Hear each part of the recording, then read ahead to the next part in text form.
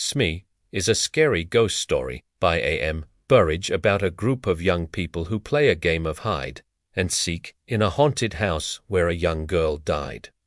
"No," said Jackson with a deprecatory smile, "I'm sorry. I don't want to upset your game." "I shan't be doing that because you'll have plenty without me. But I'm not playing any games of hide-and-seek." It was Christmas Eve, and we were a party of 14 with just the proper leavening of youth. We had dined well.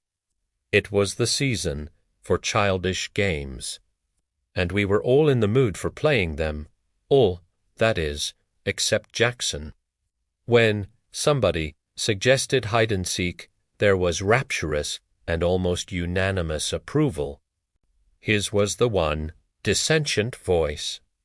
It was not like Jackson to spoil sport or refuse to do as others wanted. Somebody asked him if he were feeling seedy. "No," he answered, "I feel perfectly fit, thanks." But, he added with a smile which softened without retracting the flat refusal, "I'm not playing hide-and-seek." "Why not?" someone asked. He hesitated for a moment before replying.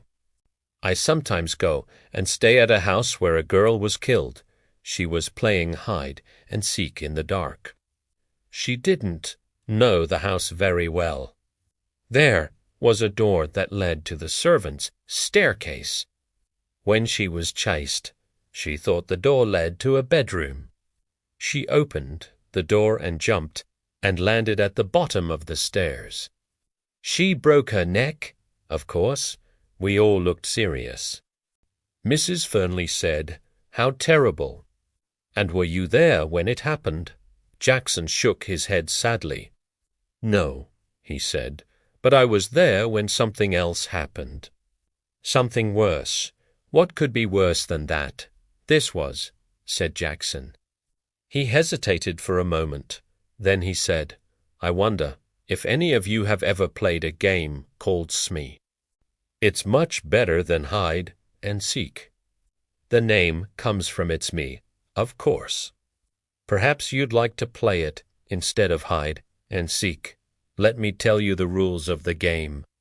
Every player is given a sheet of paper. All the sheets except one are blank. On the last sheet of paper is written Smee. Nobody knows who Smee is except Smee himself or herself. You turn out the lights, and Smee goes quietly out of the room and hides. After a time, the others go off to search for Smee, but of course they don't know who they are looking for. When one player meets another, he challenges him by saying, "Smee." The other player answers Smee, and they continue searching. But the real Smee doesn't answer when someone challenges. The second player stays quietly beside him. Presently, they will be discovered by a third player. He will challenge and receive no answer, and he will join the first two. This goes on until all the players are in the same place. The last one to find Smee has to pay a forfeit. It's a good, noisy, amusing game. In a big house, it often takes a long time for everyone to find Smee. Perhaps you'd like to try. I'll happily pay my forfeit and sit here by the fire while you play. It sounds a good game, I remarked. Have you played it too, Jackson? Yes, he answered. I played it in the house that I was telling you about, and she was there. The girl who broke. No, said someone else. He told us he wasn't there when she broke her neck. Jackson thought for a moment. I don't know if she was there or not. I'm afraid she was.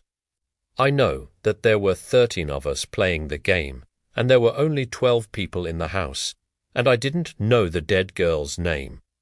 When I heard that whispered name in the dark, it didn't worry me.